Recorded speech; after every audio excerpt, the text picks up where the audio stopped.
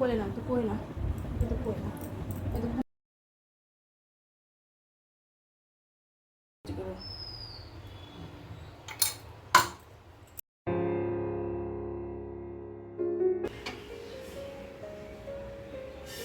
তো দাদাকে ডাকো তো বাবা, মামনিকে ডাকো তো শোনা।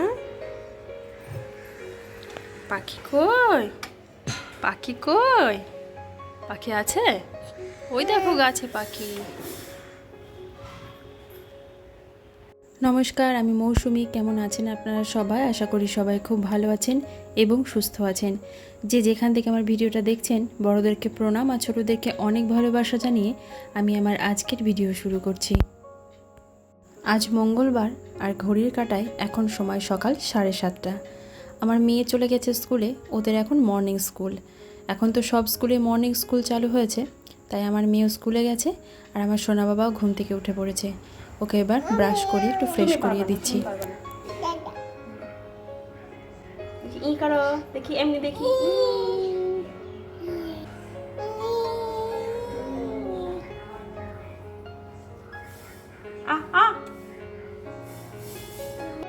এই 16 মাস বয়সেই আমার সোনা বাবার কিন্তু অনেক দাঁত উঠে গেছে।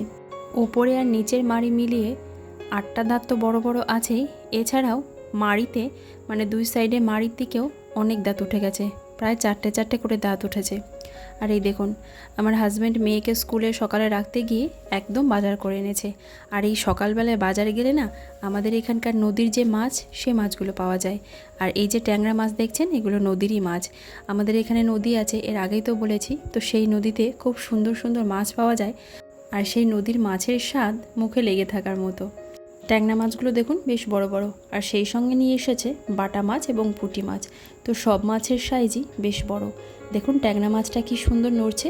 আর এই যে বাটা মাছগুলো দেখছেন, এত বড় বড় বাটা মাছ আমি প্রথমেই দেখলাম। বাটা মাছের পেটে আবার ডিমও ভরা রয়েছে, আর সেই সঙ্গে আছে বেশ বড় বড় পুঁটি মাছ। এবার সকালবেলায় চাটা খেয়ে নিই, তারপর আমার সোনা বাবাকে খাওয়াবো। ওকে ফ্রেশ করি, একটু জল খাইয়েছি, এরপর আমি চাটা খেয়ে নিই, তারপর ওকে দুধ খাওয়াবো। আমার সোনা বাবাকে তো সকালবেলায় ফর্মুলা দিই আর তার সঙ্গে মুড়ি গুঁড়ো সেরেলাকটা দিই, তো সেটাই আমি বানিয়ে নিচ্ছি। আমাদের এখানে এই নদীর মাছের স্বাদও যেরকম সুন্দর, সেরকম দামটাও বেশ সুন্দর। যেমন ধরুন ট্যাংরা মাছগুলো 500 টাকা কেজি। আর যে পুঁটি মাছগুলো দেখালাম, সে পুঁটি মাছগুলো 500 টাকা কেজি। আর যে বাটা মাছটা দেখালাম, সে বাটা মাছটা 200 টাকা কেজি। দাম বেশি হলেও এইসব মাছের বেশ চাহিদা, জানেন তো। একদম সকালে বাজারে না গেলে এইসব মাছ পাওয়া যায় না, তাড়াতাড়ি ফুরিয়ে যায়। চলুন এবার আমার সোনা বাবার জলখাবারটা বানিয়ে নিই। জলখাবারে আজকে আমার সোনা বাবাকে একটু ফেনা ফেনা সেদ্ধ ভাত দেব। আর সেদ্ধর মধ্যে দিয়েছি আলু, পেঁপে, গাজর আর টমেটো, আর তার সঙ্গে আছে মুসুর ডাল আর একটা ডিম সেদ্ধ দেব। এরকম সেদ্ধ ফেনা ফেনা ভাত ভীষণ পুষ্টিকর একটা খাবার। বর্তমান সময়ে যতই দামি দামি খাবার দাবার উঠুক না কেন, আমরা বাচ্চাদের যতই দামি দামি খাবার খাওয়াই না কেন, আমরা কিন্তু এই রকম সেদ্ধ ফেনা ফেনা ভাত খেয়েই বড় হয়েছি। আর তাতে বেশ সুস্থও আছি, সবলও আছি। এরকম সেদ্ধ ভাত ঘি দিয়ে খাওয়ালে সেটা তো পুষ্টিকর বটেই, সেই সঙ্গে সঙ্গে বাচ্চাদের ওজন বাড়াতেও সাহায্য করে। এখন চলছে আম্বুবাচি, আর ঠাকুর ঘরে এই কটা দিন আম, কাঁচা দুধ দিতে হয়। তো আমার পুজো করা হয়ে গেছে, কিন্তু দুধটা এসেছিল না।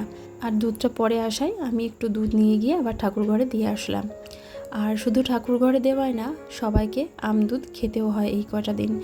তাই আমি কাঁচা দুধটা ঠাকুর ঘরে একটু দিয়ে এসে আমাদের প্রসাদের মধ্যে দিয়ে দিলাম। এইবার এই প্রসাদটা সবাইকে দেব, তাহলে সবার আম দুধ খাওয়া হয়ে যাবে। আর এই যে আমার মেয়েটাকে দেখুন, স্কুল থেকে এসে আগে আধা ঘন্টা চেয়ারে বসে রেস্ট নেবে, ভাইয়ের সঙ্গে খেলবে, তারপর ওপরে যাবে চেঞ্জ করতে। আমার সোনা বাবার ভাতটা রান্না হয়ে গেছে, এবার ওর ভাতটা নিয়ে নিলাম। দেখুন যতটা ভাত আমি নিয়েছি, অতটা কিন্তু আমার সোনা বাবা খাবেই না, হয়তো হাফ খাবে।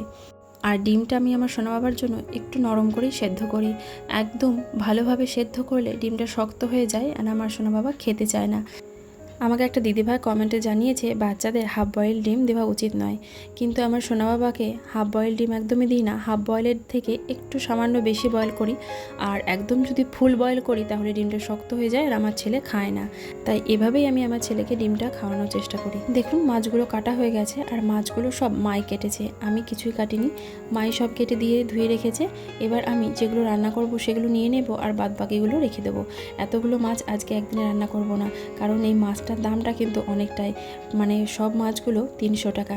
তাই এত টাকার মাছ একদিনেই খেয়ে নেব। আমরা সাধারণ মধ্যবিত্ত বাঙালি ঘরে সবসময় চেষ্টা করি একটু সাশ্রয় করার, আর তাই অর্ধেকটা মাছ আজকে করব, অর্ধেকটা মাছ রেখে দেবো, কালকে করব। বাটা মাছগুলো আমি রেখে দিলাম, আর ট্যাংরা মাছগুলো রেখে দেবো। তবে 2টো ট্যাংরা মাছ নেব, একটা আমার মেয়েকে দেবো আর একটা ছেলেকে দেবো। বাদ বাকি মাছগুলো রেখে দিলাম। আর এই যে বাটা মাছের যে ডিমটা সেটাও মা বার করে রেখেছে, সেটাকে আলাদা করে একটু পেঁয়াজ দিয়ে বেসন দিয়ে পকোড়া বানাবো। মাছগুলো ফ্রিজে রেখে দিলাম, এরপরের দিকে এসে রান্না বসিয়ে দেব। আজ দুপুরের লাঞ্চ থালিতে আমি আমার ছেলেকে দেব গরম গরম সবজি দিয়ে ট্যাংরা মাছের ঝোল। এদিকে মাছ দুটো আমি আগে ভেজে নিলাম, আর পুঁটি মাছগুলো যেগুলো রেখেছিলাম সেগুলো তো ভাজবো না, আজকে পুঁটি মাছগুলো কাঁচায় বাড়ব। সকাল থেকে যখন ব্লগটা শুরু করি তখন থেকেই মনে মনে ঠিকঠাক করেই নিই কোন কোন জিনিসটা শ্যুট করবো আর আপনাদেরকে দেখাবো। তো আজকেও ঠিক সেই মতোই খুব সুন্দরভাবে ব্লগটা শুরু করলাম।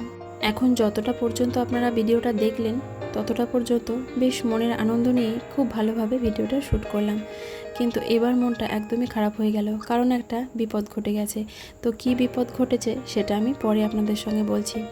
বিপদ মানুষের কখনো বলে কয়ে আসে না, কখন যে হট করে কি বিপদ আসে সেটা বলা যায় না। ওদিকে কিন্তু আমার সোনা বাবাটা ঘুমিয়ে পড়েছে, আর এদিকে আমি ডিমের পকোড়াগুলো ভেজে নিচ্ছি। আমার সোনা বাবাটাকে ঘুম পাড়িয়ে দিয়ে এসেও মনটা আমার ভীষণ খারাপ করছে। তবে যেহেতু আমি আগে থেকে ঠিকঠাক করে রেখেছিলাম মনে মনে যে কোন কোনগুলো শ্যুট করব, দেখাবো, আপনাদের সঙ্গে শেয়ার করব, তো তাই আমাকে ভিডিওটা করতেই হচ্ছে। মনটা খারাপ থাকলেও ভিডিওটা করছি। এই দেখুন আমার পকোড়াগুলো ভাজা হয়ে গেছে। এবার আমার সোনা বাবার জন্য যে ট্যাংরা মাছের ঝোলটা আপনাদেরকে বললাম বানাবো, তো সেটা করে নিচ্ছি। তার জন্য একটুখানি সাদা তেল দিয়ে দিলাম কড়াই, আর তার ভেতরে একটু দিলাম পাঁচফোড়ন। এরপর সবজিগুলো দিয়ে একটু ভেজে নিচ্ছি, আর তারপর একটু লবণ আর হলুদ দিয়ে দিলাম। এরপর সকালে আমি আমার সোনা বাবার জন্য যে ভাতটা বানিয়েছিলাম, তো সেই ভাতটায় কুকারে কিছুটা ছিল, আর তার মধ্যেই সবজি ঝোলটা দিয়ে দিলাম আর মাছটাও দিয়ে দিলাম। এবার বেশ কয়েকটা সিটি দিয়ে নেব, তাহলে আমার সোনা বাবার মাছের ঝোল আর ভাত একসঙ্গে রান্না হয়ে যাবে। যারা এতদূর পর্যন্ত আমার ভিডিওটা দেখলেন, আমার পাশে আছেন, তাদের কাছে আমার অনুরোধ, আমার এই চ্যানেলটি যদি আপনাদের সাবস্ক্রাইব করা না থাকে তাহলে অবশ্যই কিন্তু সাবস্ক্রাইব করে পাশে থাকা অল বেল বাটনটা প্রেস করে দেবেন, আর একটা কমেন্ট করে জানাবেন যে আমার এই ভিডিওটা কেমন লাগছে, আর একটা লাইক করতে কিন্তু একদম ভুলে যাবেন না।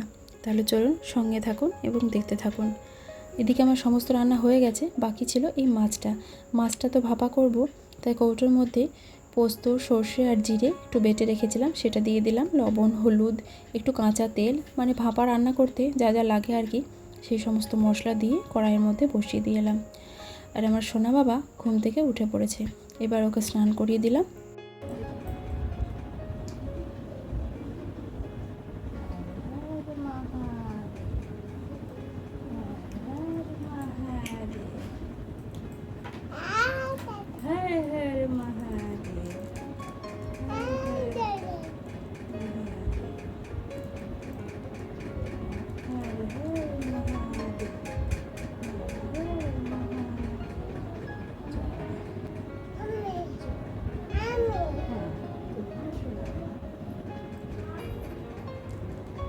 ব্লুটাকে কালো ব্লুটাকে এখানে তুলে দাও,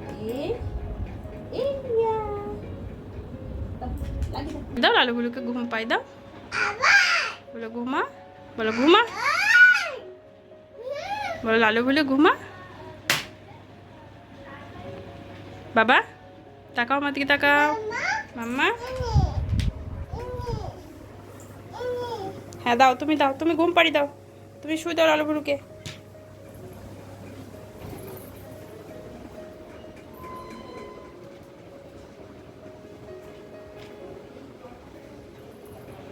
কেমন করে পড়ে গেছে গো বাবা? ওরম করে কোথায় লেগেছে একটু দেখি দাও, কোথায় লেগেছে, কোথায় লেগেছে বাবা? দিদি কোথায় গেছিল গো সোনা? ভু না, কোথায় গেছিল বলো? স্কুলে। স্কুল কি করতে গিয়েছিল স্কুলে? বগা বগা। দিদি কেমন করে গান করে গো বাবা? ওরে বাপরে। আর কেমন করে পড়া করে দি ভাই? কেমন করে পড়া করে বাবা? শোনা বলো কেমন করে পড়ে দিদি? চুল। তাই হাতে চুল পেয়েছো তুমি? ফেলে দাও। ছি বলো, ছি নোংরা। বলো ছি নোংরা। তো ছি নোংরা।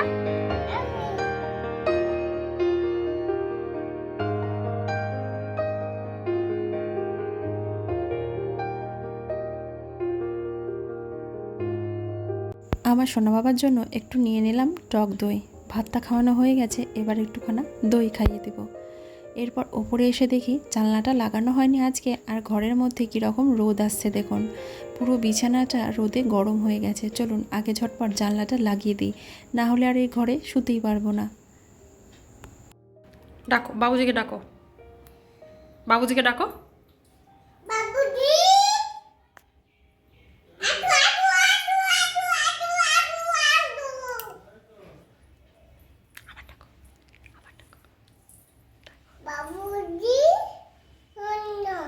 ডাকো ডাকো ডাকো ডাকো। কই বাবুজি কই? শোনা ডাকো মা। এলো এলো না বাবুজি, এলো না। ডাকো আবার, ডাকো আসবে। হ্যাঁ হ্যাঁ ডাকো, ডাকো আসবে, ডাকো। দিদিকে ডাকো তাহলে একটু। দিদি কোথায় গেছে গো বাবা? হ্যাঁ কুলে। এখন কুলে যায়নি, এখন পড়তে গেছে। পড়তে গেছে এখন, কুলে যায়নি। কোথায় গেছে বলো? পড়তে। বলো পড়তে। পড়তে। হুম মাম্মা মাম্মা মাম্মা। বাবুজি বাবুজি ডাকো, ডাকো। বলো দই খেয়ে যাও। বলো বাবুজি দই।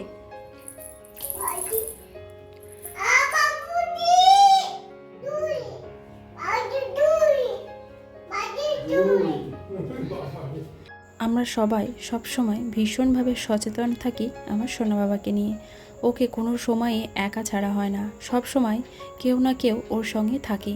আর সেই সচেতনতার মধ্যে থেকেও কি করে যে একটা বিপদ ঘটে যায় সেটা ভাবনার বাইরে। এটা আমি পরের দিনের ভিডিও করছি। গতকাল আর ভিডিও করা হয়নি, আর ভালো লাগছিল না ভিডিও করতে, তাই গতকাল আর কোনো রকম ভিডিও বানাইনি। আপনারা দেখতে পাচ্ছেন আমার সোনা বাবার চোখটার অবস্থা। আমার সোনা বাবা কালকে খাট থেকে পড়ে গেছিলো। তো আমরা সবাই ভীষণ সচেতনতার মধ্যেও এরকম একটা বিপদ ঘটে গেল। আর খাট থেকেও এমনভাবেই পড়েছে, পুরো আঘাতটা ওর এই চোখের পাশেই লেগেছে। কপালটায় হালকা লেগেছিল, কিন্তু কপালটা একদম ঠিক হয়ে গেছে, কিন্তু এই চোখের ওপরটাতেই লেগেছে। আর সেটা আস্তে আস্তে কালো হয়ে যাচ্ছে, মানে ওখানটায় ব্লাড জমে গেছে, তো সেটা আস্তে আস্তে কালো হয়ে যাচ্ছে। ডক্টর দেখিয়ে নিয়ে এসেছি, ডক্টর ওষুধ দিয়েছেন আর বলেছেন সেরকম কোনো অসুবিধে নেই, ওটা আস্তে আস্তে ঠিক হয়ে যাবে, একটু সময় লাগবে। বাচ্চারা পড়ে গেলে, মাথায় আঘাত লাগলে, যদি বাচ্চাদের বমি হয় বা বাচ্চারা যদি অন্যমনস্ক হয়ে যায় বা অন্যরকম কোনো যদি সমস্যা হয়, তাহলে সেটা খুব ভয়ের ব্যাপার। তবে ভগবানের আশীর্বাদে আমার সোনা বাবা সেসব কিছুই হয়নি। আমার সোনা বাবা একদমই সুস্থ আছে, একদমই ঠিকঠাক আছে। তাই ডক্টর বলেছে এটাতে কোনো ভয়ের ব্যাপার নেই, আর চোখের ওপরে যে ব্লাডটা জমেছে সেটা আস্তে আস্তে ঠিক হয়ে যাবে। আর আমার সোনা বাবা ও এতটাই শক্ত, ওর চোখের ওপরে যে এতটা লেগেছে, তো ওর কোনো কান্নাকাটি নেই, কোনো ব্যাপার নেই। ও নিজের মতো বিন্দাস হাসি খুশি খেলা, মানে যেরকম থাকে একদম সেই রকমই রয়েছে। তবে চোখটা দেখলে আমাদেরই ভীষণ কষ্ট হচ্ছে, ভীষণ মায়া লাগছে, মনে হচ্ছে কতটা ব্যথা পেয়েছে আমার সোনা বাবা। তবে যাই হোক, বাচ্চারা পড়বে, ধরবে, আর এভাবেই শক্ত হবে। আমরা বাড়িতে এতগুলো মানুষ সব সময় এত সচেতনভাবে ওকে রাখি, তবু এরকম একটা বিপদ ঘটে গেল। ওকে কোনো সময়ই একলা রাখি না, খাটে রাখলেও সব সময় ওর কাছেই থাকি। তো এর মধ্যেও এরকম একটা বিপদ ঘটে গেল। তো যাই হোক, এবার আরও সচেতন থাকতে হবে, আরও ভালোভাবে আমার সোনা বাবার খেয়াল রাখতে হবে। চলুন তাহলে আজকের মতো ভিডিওটা এখানেই শেষ করছি। সবাই ভালো থাকবেন, সুস্থ থাকবেন, দেখা হবে আবারও একটা নতুন ভিডিওতে।